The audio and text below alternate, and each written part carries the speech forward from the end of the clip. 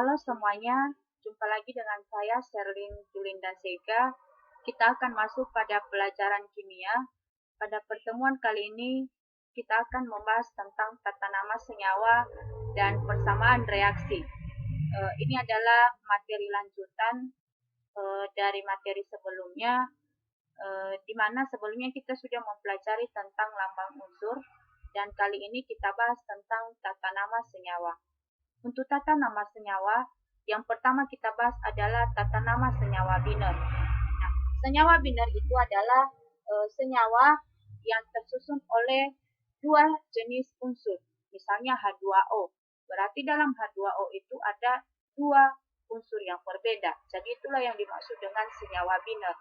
Nah, senyawa biner ini untuk penulisan tata namanya ada beberapa aturan. Yang pertama kita bahas untuk aturan unsur logam dan unsur non-logam. Sebelumnya kita akan membahas dulu apa-apa saja golongan atau unsur logam itu, yaitu terdiri dari golongan 1A kecuali H, golongan 2A, golongan 3A kecuali boron, golongan 4A, di mana yang termasuk dalam golongan 4A itu yaitu Pb dan Sb, timah dan timbal, kemudian golongan 5A yang termasuk di dalamnya adalah Bi, kemudian golongan transisi dari golongan 3B sampai dengan golongan 2B.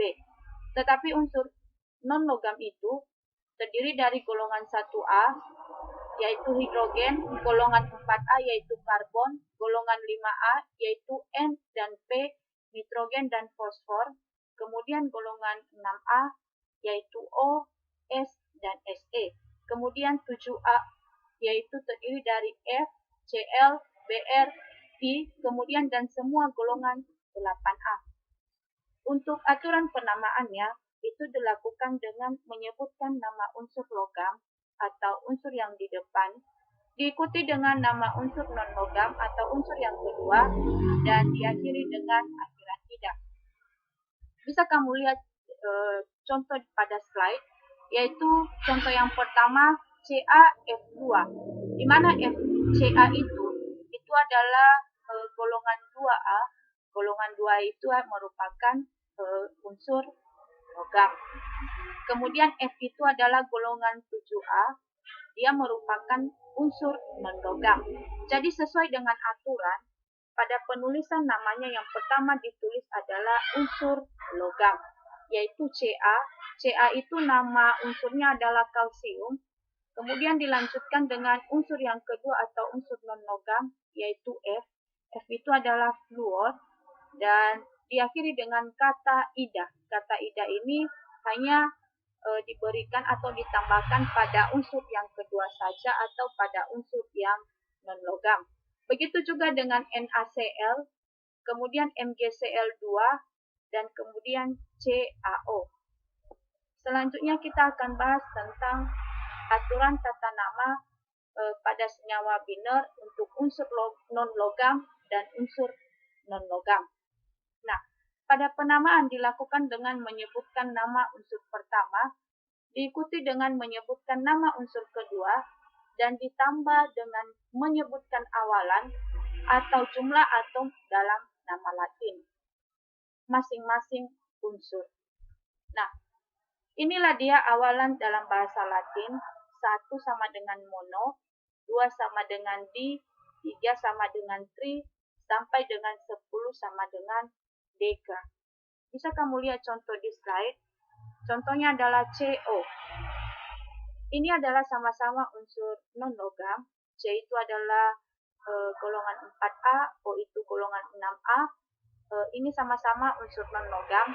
Maka untuk penulisan namanya maka digunakan aturan tata nama ini. Nah, unsur yang pertama itu ditulis dengan unsur yang di depan C, nama unsurnya adalah karbon, kemudian dilanjutkan dengan O, yaitu oksida. Tapi untuk unsur non-logam dengan non-logam itu harus dikasih awalan sesuai dengan aturan ini. Nah, karena satu O di depan, karena hanya satu, maka diberikan awalan, yaitu mono. Nah, Untuk penggunaan mono ini hanya berlaku pada unsur yang non-logam kedua, yaitu hanya berlaku untuk O saja, tidak berlaku untuk karbon. Yang benarnya adalah karbon monoksida. Tetapi kalau ditulis dengan monokarbon monoksida, itu salah ya. Yang benarnya adalah karbon monoksida. Begitu juga dengan unsur yang kedua, yaitu CO2. Namanya adalah karbon dioksida, di mana C itu karbon, kemudian O itu oksida, tetapi karena ada dua O, maka diberikan awalan di. Kemudian untuk unsur berikutnya, soal berikutnya, yaitu NO2. Namanya adalah nitrogen dioksida, di mana nitrogen, ini dia N sama dengan nitrogen, O sama dengan oksida, tetapi karena dua O, maka diberikan awalan di. Jadi namanya adalah nitrogen dioksida. Kemudian N2O5, namanya adalah dinitrogen pentaoksida. N itu nitrogen. Karena 2N, maka diberikan awalan di. Kemudian O sama dengan 5, maka diberikan awalan penta. Maka namanya adalah dinitrogen pentaoksida. Contoh berikutnya adalah P2O3, di mana P itu adalah fosforus dan O itu adalah oksida. Maka karena 2P maka diberikan awalan di, dan karena 3O diberikan awalan tri. Maka namanya adalah difosforus trioksida. Kita lanjutkan dengan tata nama senyawa ion. Senyawa ion itu terdiri dari atas ion positif atau dikatakan dia kation, dan ion negatif dikatakan dia anion. Kation biasanya adalah ion logam, sedangkan anion biasanya berupa anion tunggal ataupun anion poliatom. Bisa kamu lihat di sini, untuk rumus kimia kation ditulis di depan, sedangkan anionnya ditulis di belakang. Itu untuk penulisan rumus kimia. Bisa kamu lihat contoh di sini. Ini adalah kation, di mana kation itu dia bermuatan positif dan anion dia bermuatan negatif. Maka untuk penulisannya, penulisan rumus molekul atau rumus kimianya, yang positif ditulis di depan, baru diikuti dengan yang negatif. Maka ditulis dengan Kf, nama K itu adalah kalium, kemudian nama F itu adalah fluorida, diakhiri dengan kata ida. Kemudian untuk Na positif, itu adalah kation, CO3-2 itu adalah anion. Maka untuk penulisan rumus molekul atau rumus kimia, kamu lihat di sini muatan dari Na adalah 1 dan muatan dari CO adalah 2. Jumlahnya 2. Maka Na ditulis Na2. Dari mana 2 ini? Ini adalah ion dari si CO. Jadi dibalikkan dia. Kemudian CO3. CO3 ini jumlahnya hanya 1. CO3 jumlahnya 1, yang 3 itu O, tapi CO3 1. Kenapa hanya 1? Karena muatan dari si Na ini adalah 1. Kemudian namanya adalah natrium karbonat. Kemudian Mg2 positif, kemudian dan SO4 negatif 2. Pada penulisan rumus kimianya, Mg 1, tapi 1 tidak perlu ditulis. Kemudian SO4, maka namanya adalah magnesium sulfat. Nah, ini karena sama-sama 2 muatannya, maka tidak perlu lagi ditulis indeksnya, dianggap 1, atau bisa juga dibuat dengan Mg2 SO4 2 kali, itu sama dengan itu. Kita lanjut dengan nama senyawa ion adalah rangkaian dari nama kation dan anionnya, di mana angka indeksnya tidak disebutkan. Nah, untuk penulisan nama tidak seperti pada penulisan senyawa biner antara non-logam dengan non-logam tadi, yaitu ditulis dengan awalan indeks. Nah, untuk tata nama senyawa ion ini tidak perlu menggunakan indeks. Misalnya MgCl2, namanya adalah magnesium klorida. Kemudian K2SO4, namanya adalah kalium sulfat. Na3PO4, namanya adalah natrium fosfat. Bisa kamu lihat di sini daftar nama rumus kation dan anion. Inilah rumus kation, bisa kamu lihat di sini. Inilah nama dari kation itu. Kemudian rumus anion. semuanya bermuatan negatif.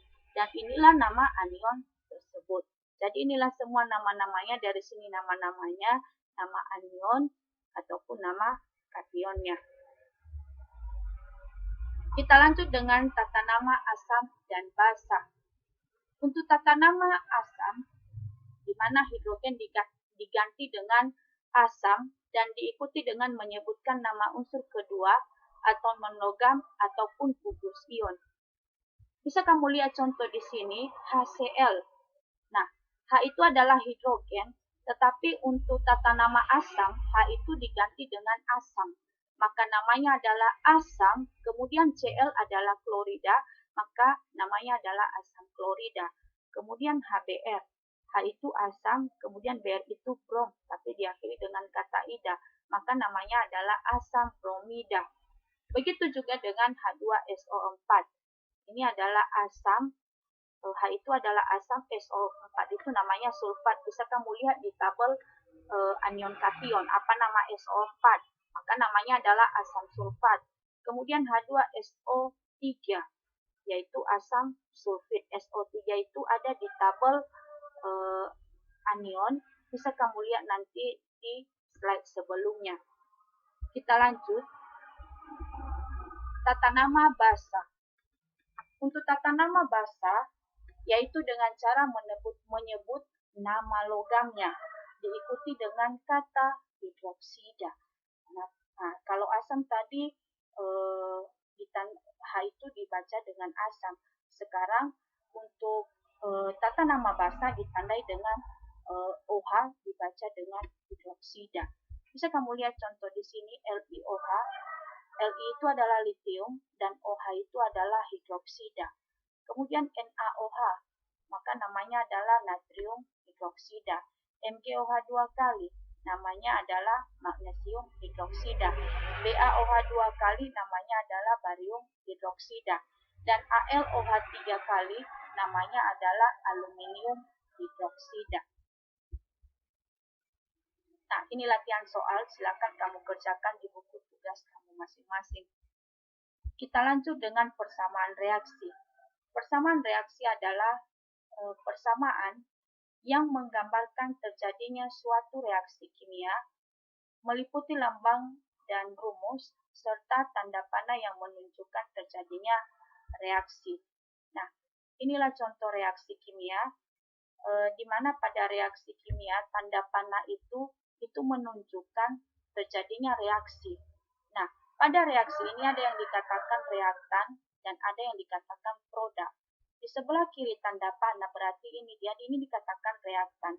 Sebelah kanan tanda panah berarti ini dia dikatakan produk. Sama halnya dengan kamu mereaksikan gula ke dalam air, kamu campurkan gula ke dalam air, maka yang dihasilkan adalah larutan gula. Gula dan air itu adalah reaktan, sedangkan hasilnya larutan gula itu dikatakan produk. Ini dia. Kemudian P, Q, R, S itu dikatakan sebagai koefisien dari masing-masing zat, baik zat A, B, C, dan zat D. Nah, persamaan reaksi, persyaratannya yaitu harus setara. Untuk menyetarakan reaksi kimia, maka ada dua cara yang bisa kita lakukan, yaitu metode menebak dan metode aljabar. Untuk metode menebak ini bisa kamu gunakan nanti setelah kamu sudah tahu bagaimana menyetarakan reaksi. Tapi kalau awal-awal lebih baik kamu gunakan metode aljabar. Nah, kita masuk pada metode menebak. Di sini ada contoh soal yang pertama. Setarakanlah persamaan reaksi berikut ini. C2H6 ditambah O2 menghasilkan CO2 ditambah H2O. Ini soalnya. Nah, soal ini belum setara, bisa kita buktikan. Di sini jumlah C sama dengan 2, di sebelah kiri tanda panah, sedangkan di sebelah kanan tanda panah, jumlah C sama dengan 1. Ini artinya belum setara. Kalau dikatakan setara, maka jumlah atom di sebelah kiri harus sama dengan jumlah atom yang di sebelah kanan. Kalau 10 atom C di sebelah kiri, maka harus 10 atom C di sebelah kanan. Kita lanjut.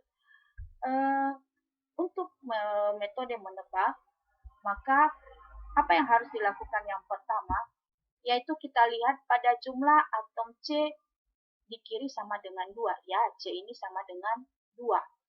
Kemudian di kanan hanya 1, ya memang hanya 1. Untuk menyetarakan, maka C yang di sebelah kanan ini dikali dengan 2. Diubah koefisiennya. Yang tadinya 1, maka diubah menjadi 2. Sehingga sama-sama 2. Kita lanjut dengan unsur H. H di sebelah kiri jumlahnya adalah 6, ya jelas. Sedangkan H di sebelah kanan jumlahnya adalah 2. Nah, supaya sama-sama, maka ini tadi 6, ini adalah 2. Maka H ini harus dikalikan dengan 3.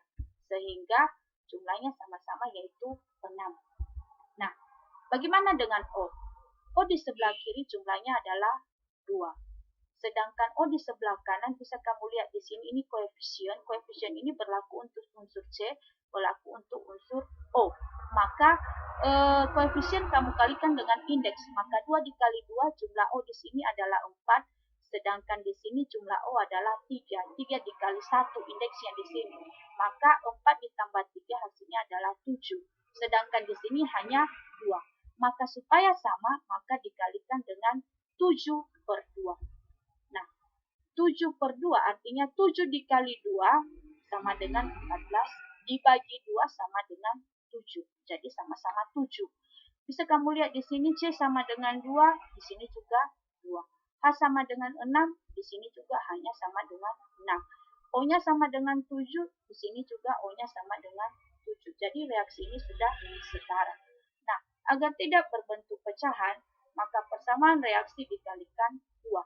Semua koefisien di sini dikalikan dengan 2. Setelah dikali 2, maka hasilnya seperti ini. 2C2 H6 ditambah 7O2 menghasilkan 4CO2 ditambah 6H2O. Selanjutnya kita lanjutkan dengan metode aljabar. Di mana untuk metode aljabar ada 4 langkah yang akan dilakukan. Yang pertama adalah buat pemisalan koefisien dengan suatu variabel. Yang kedua, tuliskan persamaan aljabar dari setiap unsur. Yang ketiga, beri nilai salah satu variabel, kemudian substitusikan ke dalam persamaan aljabar. Dan langkah yang terakhir adalah ganti variabel dengan koefisien. Nah, kita akan masuk pada contoh soal menggunakan metode aljabar. Contoh soalnya yaitu, setarakanlah persamaan reaksi berikut ini. C2H5OH ditambah O2 menghasilkan CO2 ditambah H2O. Kita tulis kembali soalnya, di mana kita buat langkah-langkah seperti pada slide sebelumnya tadi. Yang pertama adalah buat pemisalan koefisien dengan suatu variabel. Jadi variabel yang kita gunakan, kita bisa menggunakan huruf abjad, bisa ABCD, ataupun huruf yang lainnya. Contohnya, pada soal ini kita gunakan variabel yaitu P, Q, R, dan S. Oke, setelah kita buat variabel, langkah yang kedua adalah tuliskan persamaan aljabar dari setiap unsur. Jadi setiap unsur ini kita tuliskan bagaimana persamaan aljabarnya. Bisa kamu lihat di sini, unsur yang pertama adalah C. Maka kamu tulis persamaan aljabarnya, yaitu 2P sama dengan R. Nah, dari mana 2P sama dengan R? Yaitu ini unsur C. Unsur C ini variabelnya adalah P. Maka di sini 2P. Berarti ini adalah variabel. Kemudian di sini tidak ada unsur C. Maka tanda panah. Tanda panah itu diganti dengan sama dengan. Di sini unsur C ini unsur C, nilainya jumlahnya hanya 1. 1 itu tidak perlu ditulis, maka ditulis dengan R saja. Kita lanjut unsur berikutnya yaitu H. H di sini sama dengan 5 ditambah 1, hasilnya sama dengan 6P. Kemudian tanda panah ganti dengan sama dengan. Kemudian H terdapat di sini, yaitu 2, variabelnya adalah S, maka ditulis 2S. Berikutnya adalah O. O, di sini jumlah O di sini adalah 1, dan variabelnya adalah P. 1 tidak perlu ditulis P. Kemudian ditambah, karena di sini ada O lagi, yaitu 2, dan variabelnya adalah Q, maka 2Q sama dengan ditanda panah, kemudian ada O. O ini sebanyak 2, maka ditulis 2R ditambah S. S ini variabel untuk O ini, maka ditulis persamaan P ditambah 2Q sama dengan 2R ditambah S. Nah, langkah berikutnya adalah beri nilai salah satu variabel, kemudian substitusikan ke dalam persamaan aljabar. Ya, jadi salah satu variabel bisa P, bisa Q, bisa juga R, bisa juga S salah satunya. Dimisalkan dengan memberi salah satu nilai, bisa 1, bisa 2, sampai dengan 10, berapa aja bisa. Tapi usahakan gunakan angka yang kecil biar tidak susah kamu untuk menjumlahkan. Nah, kita gunakan angka 2, kita misalkan P sama dengan 2. Bisa juga yang kamu misalkan itu adalah Q, terserah kamu. Di sini kita misalkan P sama dengan 2. Maka kita substitusikan ke dalam persamaan aljabar. Ini persamaan yang pertama, persamaan yang kedua, dan persamaan yang ketiga. Kita masuk pada persamaan yang pertama, di mana persamaannya 2P sama dengan R. Maka tadi kita sudah misalkan P itu sama dengan 2, maka ganti nilai P sama dengan 2, maka nilainya sama dengan 2, kemudian dalam kurung 2, ini nilai P sama dengan R. Sehingga nilai R sama dengan 4. 2 dikali 2 hasilnya adalah 4. Kemudian persamaan berikutnya adalah 6P sama dengan 2S. 6 sama dengan 6 tadi dikali P. P tadi nilainya adalah 2. Sama dengan 2S. Kita cari nilai S. 6 kali 2, 12 sama dengan 2S. Maka S sama dengan 6. 12 dibagi 2 hasilnya adalah 6. Sudah dapat nilai R, sudah dapat nilai S. Yang belum dapat nilai adalah nilai dari Q. Maka kita masuk pada persamaan berikutnya adalah P ditambah 2Q sama dengan 2R ditambah S. Nilai P sama dengan 2 ditambah 2Q. Itu yang kita cari sama dengan 2 dikali 4. Dari mana 4 ini adalah nilai R.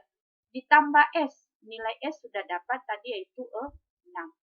2 ditambah 2Q sama dengan 8 ditambah 6. 2 kali 4, 8, kemudian ditambah 6. 2Q sama dengan 8 ditambah 6 sama dengan 14. 2 ini pindah ke sebelah kanan, maka berubah menjadi negatif. Maka 14 dikurang 2 hasilnya sama dengan 12. Maka nilai Q sama dengan 12 dibagi 2 hasilnya adalah 6. Jadi semua variabel sudah dapat nilainya. Nilai P sama dengan 2, nilai Q sama dengan 6, nilai R sama dengan 4, dan nilai S sama dengan 6. Maka langkah terakhir yang dituliskan yaitu ganti variabel dengan koefisien. Jadi kamu ganti semua variabel ini, R ini tadi P, kamu ganti dengan nilainya yaitu 2. Ini Q, kamu ganti dengan nilainya yaitu 6. Kemudian ini R, kamu ganti dengan nilainya yaitu 4. Dan terakhir adalah S, kamu ganti nilainya dengan 6. Maka kalau kita setarakan, 2 kita hitung nilai C. C di sebelah kiri 2 dikali 2 hasilnya adalah 4. Sedangkan C di sebelah kanan hasilnya juga 4. Kemudian H. H di sini ini 5. Kemudian tambah ini adalah 6. Kemudian dikali 2, ini kan koefisien. Berarti 2 dikali 6 hasilnya 12. Sedangkan di sebelah kanan 6 dikali 2 hasilnya juga 12 sama. Kemudian O. O di sini 2 dikali 1. Ini indeks O ini adalah 1. Sama dengan 2. Ditambah 6 dikali 2 sama dengan 12. Maka hasilnya 2 ditambah 12 hasilnya adalah 14. Sedangkan di sebelah kanan 4 dikali 2 sama dengan 8. Di sini jumlah O, 6 dikali 1, 6, maka 8 tambah 6 hasilnya adalah 14. Jadi semua unsur yang di sebelah kanan, sebelah kiri, dan unsur yang di sebelah kanan itu jumlahnya sama semua. Jadi reaksi ini bisa dikatakan reaksinya sudah setara. Ini latihan soal, silakan dikerjakan di buku tugas masing-masing. Demikian untuk pelajaran kita hari ini. Atas perhatian saya ucapkan terima kasih.